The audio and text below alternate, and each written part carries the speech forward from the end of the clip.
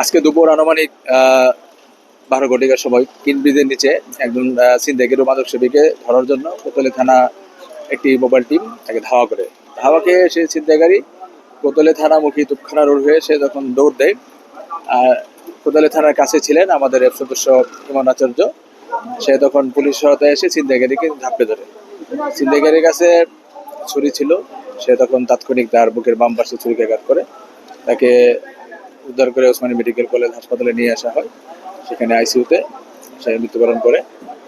আর ঘটনার সাথে জড়িত ছিনতাইকারী আসাদুল আলম বাপ্পি, ও আরেকটি বাসায় আশ্রয় নেয়। ওখানে গিয়ে একটি বাচ্চার গলায় সে ছুরি ধরে, ওখান থেকে তাকে আটক করা হয়েছে এবং এই হত্যাকাণ্ডে যে ছুরি সেটিও জব্দ করা হয়েছে।